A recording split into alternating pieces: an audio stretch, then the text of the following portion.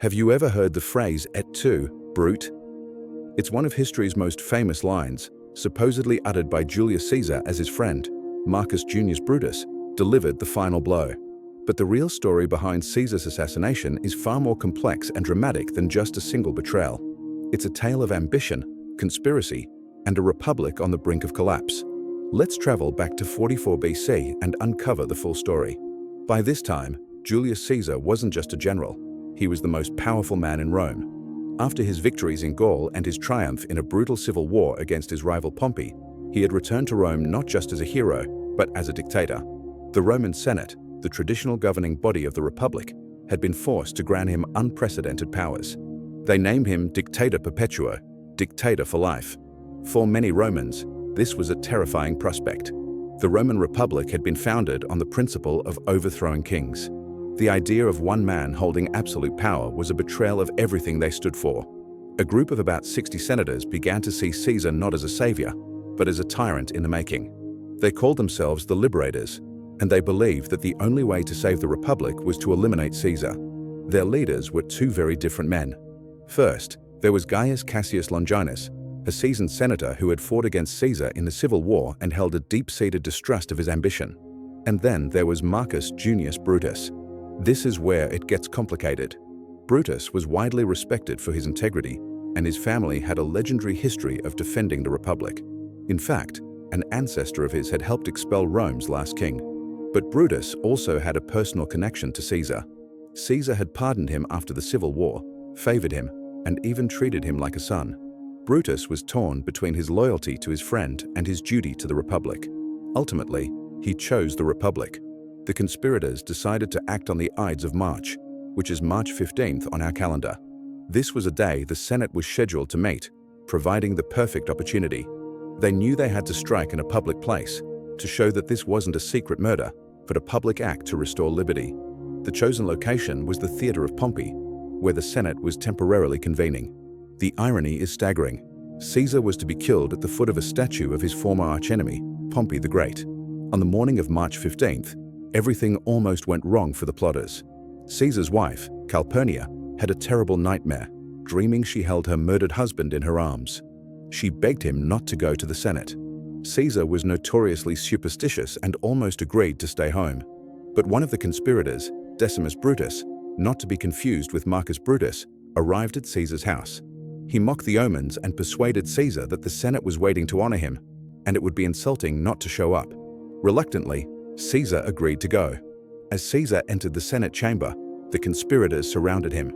One of them, Tullius Cimber, approached him under the pretense of presenting a petition to pardon his exiled brother.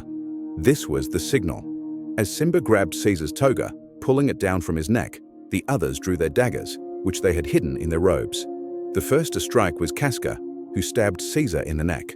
Caesar, a veteran soldier, fought back, reportedly crying out, "Vile Casca, what is this you do?" But he was hopelessly outnumbered. The senators swarmed him, a flurry of daggers stabbing him from all sides. He saw men he had pardoned, men he had promoted, all turning against him. Then he saw Marcus Brutus.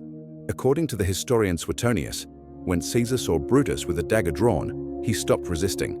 He covered his face with his toga and fell.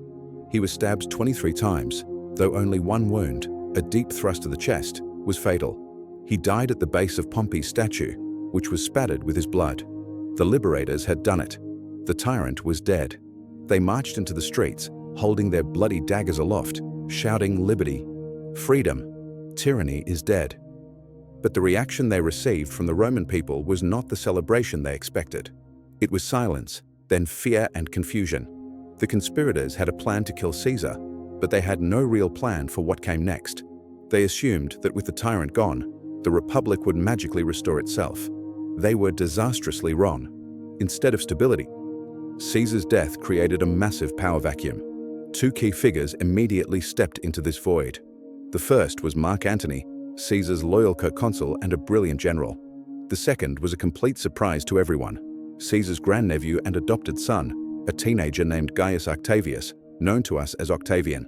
In his will, Caesar had not only made Octavian his primary heir, but also officially adopted him, giving him the powerful name Caesar. Mark Antony seized the moment. At Caesar's public funeral, he delivered one of the most masterful speeches in history. First, he appeared to praise the conspirators, repeating their claim that Caesar was ambitious. But then, he began to subtly turn the crowd. He reminded them of Caesar's generosity, his victories for Rome, and then he revealed the contents of Caesar's will. Caesar had left a sum of money to every single citizen of Rome and had bequeathed his personal gardens to the public as a park. As Antony spoke, he dramatically unveiled Caesar's bloody toga and his wax effigy showing all 23 wounds. The crowd, once ambivalent, was whipped into a furious mob. They rioted through the city, hunting for the assassins, and accidentally murdered an innocent man who shared a name with one of the conspirators. Brutus and Cassius were forced to flee Rome. This was the beginning of the end for the Roman Republic. Octavian, despite his youth, proved to be a political genius. He arrived in Rome and used his inheritance and his new name to raise an army from Caesar's veterans. At first, he and Mark Antony were rivals, but they soon realized they had a common enemy, Caesar's assassins. They formed an alliance with another of Caesar's generals, Lepidus, creating what's known as the Second Triumvirate. Their first act was to launch a brutal purge, executing thousands of their political opponents in Rome, including the great orator Cicero. With their power in Rome secured, the triumvirate turned their attention to Brutus and Cassius, who had raised a large army in the eastern provinces. The final showdown came in 42 BC at the Battle of Philippi in Greece. It was actually two battles fought weeks apart. In the first engagement, Brutus defeated Octavian's forces, but Cassius, mistakenly believing all was lost, took his own life. About 3 weeks later, in the second battle, Antony and Octavian's combined forces crushed Brutus's army. Seeing no hope of victory, Brutus also chose to die by suicide, famously running on his own sword. The dream of the liberators was dead, but the peace didn't last. With their common enemies gone, the triumvirate's alliance quickly fractured. Lepidus was sidelined, leaving the Roman world divided between two powerful men, Mark Antony in the east and Octavian in the west. Antony famously allied himself with Cleopatra, the Queen of Egypt, and their relationship became both a legendary romance and a political liability. Octavian, back in Rome, launched a brilliant propaganda campaign, painting Antony as a decadent traitor under the spell of a foreign queen who wanted to rule Rome from Egypt.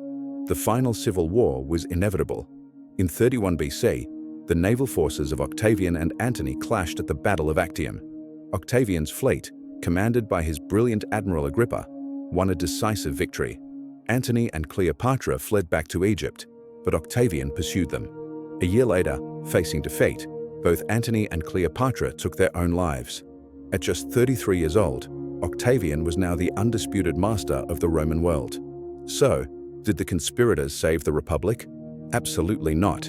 In a great historical irony, their act to prevent one man from becoming a king led directly to the rise of an emperor. Octavian, careful not to repeat his great-uncle's mistakes, never called himself a dictator or a king. He cleverly maintained the illusion of the Republic, but in reality, he held all the power. He took the title Augustus, meaning the revered one, and became Rome's first emperor, ushering in 200 years of relative peace known as the Pax Romana. The assassination of Julius Caesar didn't save the Republic. It hastened its demise and paved the way for the Roman Empire. The story of the Ides of March is a timeless lesson about unintended consequences. It shows how even actions taken with the best of intentions can lead to a future no one could have predicted. Thank you so much for watching. If you enjoyed this journey into Roman history, be sure to hit that like button and subscribe for more stories from the past. See you next time.